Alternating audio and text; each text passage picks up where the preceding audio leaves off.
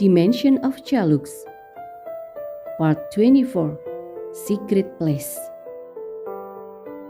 Lean mengayunkan pedangnya padaku, membuatku segera menunduk dan terjatuh karena tak bisa mengimbangi berat tameng yang kupakai di tubuhku. Pedangku ikut terjatuh tak jauh dariku. Tanganku berusaha keras untuk menggapainya, namun lelaki ini sepertinya tak memberiku kesempatan sekalipun. Lean mengangkat kakinya untuk menginjak perutku, namun dengan cepat aku berguling. Dan siap, pedangku tertinggal jauh dari tubuhku. Dan berita buruknya, Lean yang menggapai pedangku. Aku benar-benar akan mati sebelum perang. Dewi batinku semakin menjerit saat lelaki itu kembali menyeringai. Ia membuang pedangku dan pedangnya ke belakang, membuat ia tak membawa apapun sepertiku. Dan entah mengapa ini terlihat lebih mengerikan dari sebelumnya. Sepertinya tangan kosong lebih menyakitkan. Aku bangkit dan mencoba memukul kepalanya. Namun dengan lihai ia mengangkat tubuhku dan membantingnya dengan kasar ke atas tanah yang sangat cocok bila kau ingin menghancurkan tubuhmu. Ini sakit. Sungguh, aku yakin punggungku akan memar malam ini. Au! Ia berlari dan hendak menginjak perutku untuk yang kedua kalinya. Dan berkali-kali pula aku menggulingkan tubuhku, mencoba menghindar semampuku, walau gerakan ini cukup membuatku pusing dan sangat amat tidak keren.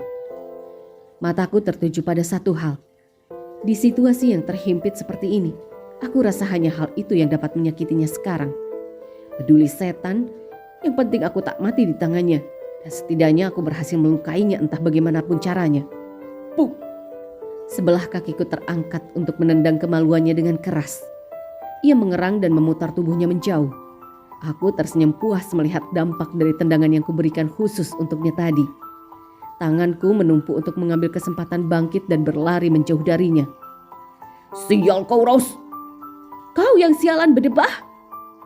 Kuputar tubuhku dan menghindar saat ia berlari dan hendak menerkam tubuhku. Tanganku bergerak dan mengambil pedangku yang tadi ia lempar jauh ke belakang. Oke, sekarang giliranku yang menyeringai. Setidaknya aku tak sebodoh dirinya yang memilih bertarung tanpa senjata. Oke, gunakan semua senjata yang kau perlukan, Rose. Tapi aku akan semakin liar. Aku memutar bola mataku jengah. Laki-laki ini sama sekali tak pernah memujiku. Rasanya sulit baginya menunjukkan rasa kagumnya padaku. Sangat menyebalkan memang. Tapi itulah Leon Morven. Dan tampaknya ia pulih dengan cepat. Tidak seperti diriku yang masih setengah mati kesal karena punggungku yang amat pegal dan sedikit ngilu. Kupersiapkan tubuhku untuk mengambil ancang-ancang. Kakiku berlari cepat untuk menusuk bagian perutnya yang terlapisi tameng dengan sebuah pedang yang kubawa. Aku berharap serangan yang kulakukan kali ini benar-benar dapat melukainya secara keren dan menakjubkan. Bukan seperti tadi.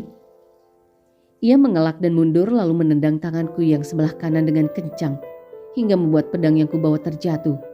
Dan aku kembali merasakan tanganku berdenyut dan kebas. Wah, sial kau Morven! Sial kau Morven! Lelaki ini tersenyum lalu memutar tubuhnya dan menendang punggungku sampai aku terjatuh dan tersungkur di atas tanah. Bahkan punggungku yang tadi terasa pegal kembali berdenyut. Tanganku mencoba menopang dan berusaha untuk bangkit dari tanah. Namun mustahil. Menyerahlah. Lean menginjak tubuhku dengan sebelah kakinya. Tangannya mengambil pedang dan menempelkannya di samping pipiku. Aku benar-benar tak dapat berkutik saat ini. Gerakannya benar-benar cepat dan mengunci. Kau kalah lagi. Oke, aku kalah. Jadi bisakah kau menyingkirkan kakimu dari punggungku? Ia menarik kakinya dari atas punggungku, membuatku lekas bangkit dan membersihkan sisa-sisa rumput liar yang bersarang di baju dan rambutku yang berwarna coklat. Lelaki ini membersihkan pedangnya dan menyimpannya ke dalam tempat di samping celananya. Kutatap wajahnya, ia tampak santai dan sama sekali tak lelah. Sangat berbeda denganku yang kehabisan nafas dan merasa benar-benar diambang kematian. Sungguh, ini melelahkan. Apa yang kau lihat, ha? Ia beralih menatapku dengan raut wajah menyebalkan. Aku mendengus dan beralih menatap pedangku yang terjatuh di atas tanah.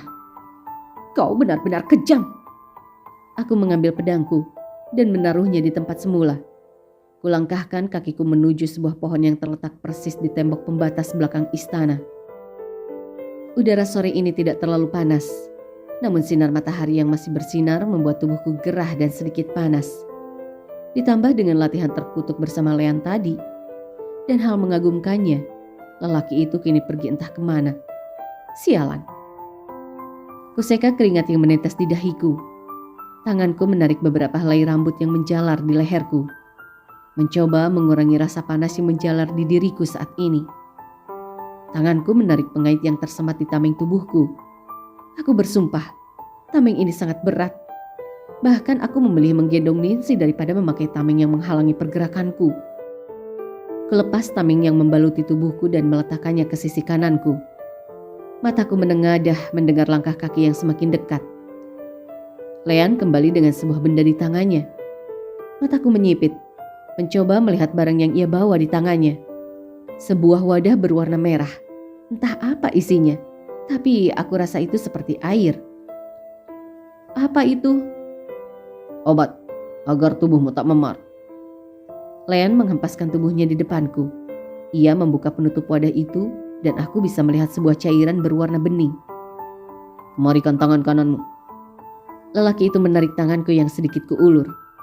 Perlakuannya benar-benar kasar. Aku yakin jika ia seorang dokter, semua pasien akan memilih mati daripada harus mendapat perawatan menakjubkan dari Lean. Tak akan sakit, tenanglah. Aku meringis, bahkan saat ia mengatakan kata-kata penenang yang sama sekali tak berdampak karena perlakuannya terlalu cepat dan kasar. Pelan-pelan, ngilu. Bawel. Tak ada luka luar memang, namun aku bersumpah tanganku terasa berdenyut.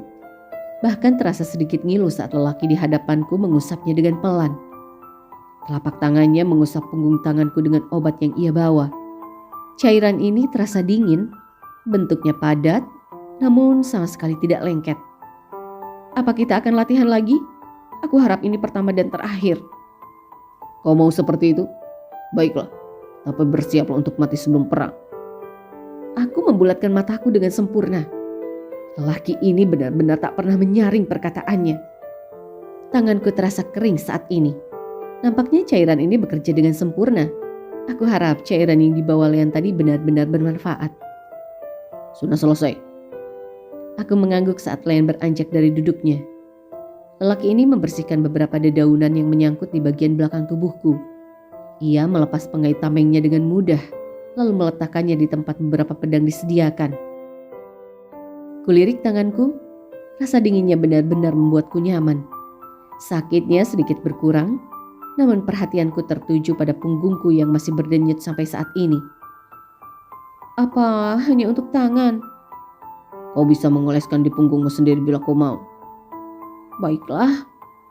Aku beranjak dari tanah dengan sebuah wadah berisi cairan obat yang ia bawa. Kaki mungilku mengikutinya untuk kembali berjalan memasuki kerajaan. Lelaki ini berjalan di depanku seperti biasanya. Sedangkan aku hanya bisa mengekorinya tanpa mengeluarkan sepatah kata pun dari mulutku. Lean. Ku coba membuka mulutku walau lelaki di depanku sama sekali tak berhenti ataupun menolehkan kepalanya. Aku bisa istirahat sekarang kan? Hening. Tampaknya ia tak ingin menggubris perkataanku tadi. Hanya helaan nafas yang dapat terdengar oleh indera pendengaranku. Langkah kaki kami menggema di lorong kerajaan. Suasana tampak sepi karena memang beberapa maid harus menyiapkan hidangan makan malam kerajaan.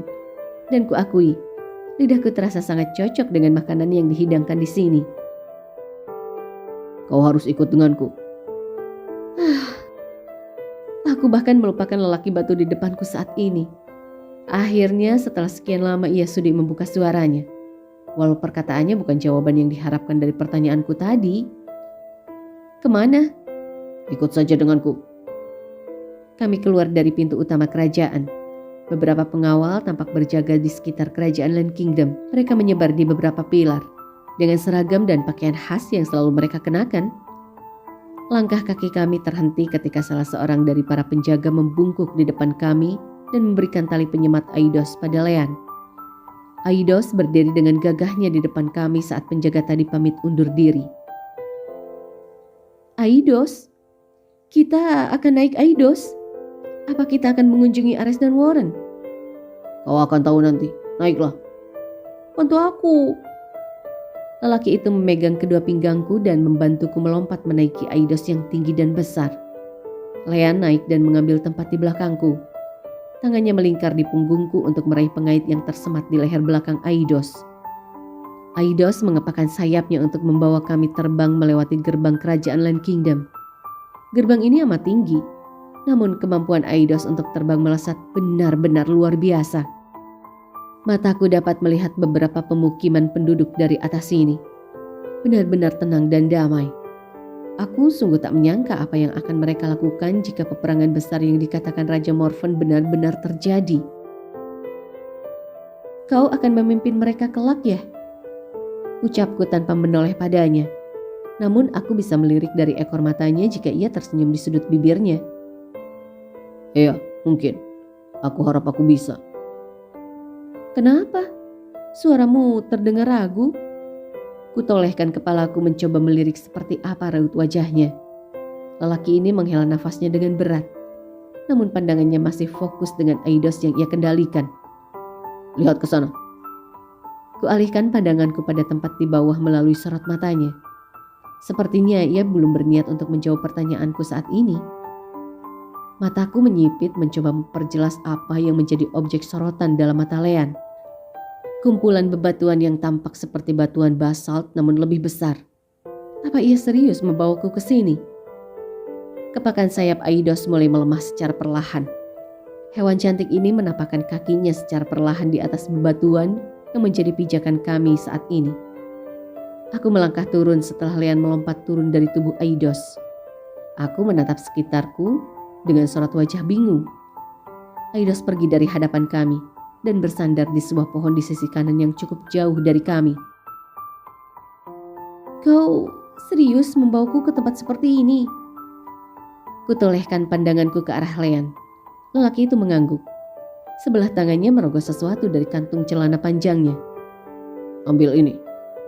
Aku mengelurkan telapak tanganku dan membukanya saat lelaki itu meletakkan sebuah batu putih yang terlihat indah dan amat bening. Di dalam intinya terlihat sebuah titik kecil berwarna biru. Untuk apa ini? Ucapku sambil menoleh padanya dengan raut wajah bingung. Kau lihat titik ini? Ia menunjukkan beberapa batuan yang terdapat celah kecil di tengahnya. Mataku mengekor dan mengangguk. Tempelkan batu ini di sana dengan tangan kirimu. Lalu dorong sisihkan batuan itu dengan tangan kananmu. Saat terjadi getaran cepat tarik kembali batu ini. Paham? Apa akan terjadi sesuatu? Apa yang bergetar? Kau ingin memulai atau terus bicara, Aku mengangguk dengan pasrah, lalu mengambil posisi membungkuk dengan kedua lutut bertumpu pada bebatuan itu. Mataku menatap ke titik garis yang diucapkan Lean. Terdapat 3 titik, mungkin itu hanya sebuah pilihan untuk meletakkan batu permata ini di tempat yang kita pilih. Entahlah, aku tak tahu. Ayo mulai. Tanganku mengikuti gerak-geriknya saat menempelkan batu dan mendorong sisi lain dari batu ini dengan sebelah tanganku. Tanganku bergetar. Aku melihat sekelilingku saat ini. Tarik batunya. Lean berucap dengan sedikit berteriak. Tanganku menarik dengan cepat apa yang ia perintahkan tadi. Aku merasa seperti jatuh secara perlahan. Batu yang kami pijaki saat ini seakan tenggelam. Namun di bagian atas sana kembali tertutup dengan sesuatu yang tidak aku mengerti. Sepertinya kumpulan batuan dan tanah. Karena telingaku dapat mendengar desiran tanah yang meluru berjatuhan dari atas sana. Suasana kali ini benar-benar gelap. Tak ada yang dapat kulihat saat ini. Bahkan aku tak dapat melihat Lean. Lean? Aku di sini. Sebuah tangan menggapai tangan sebelah kiriku. Aku terlonjak dan hampir saja berteriak bila tidak mendengar suara Lean tadi. Aku tak bisa melihat apapun. Ucapku sambil mengeratkan genggaman tanganku pada jemari Lean. Tenanglah, aku menuntunmu. Kakiku hanya berjalan mengikuti arah yang dipijaki Lean. Mataku menyipit menangkap sebuah pancorana yang tertangkap oleh retinaku. Cahaya itu begitu indah. Dengan perpaduan berbagai warna biru yang seakan berkilau membuat sebuah titik yang tak akan luput dalam sorot mata siapapun. Tubuhku mengikuti Lean yang masuk ke dalam celah cahaya yang semakin lama semakin terlihat besar. Mataku menangkap seluruh tempat ini dengan kagum. Benar-benar sangat indah. Beberapa akar pohon yang menjalar seakan menjadi penghias alami yang sangat indah. Dengan sebuah kolam di kecil pusat ruangan ini benar-benar indah dan tenang.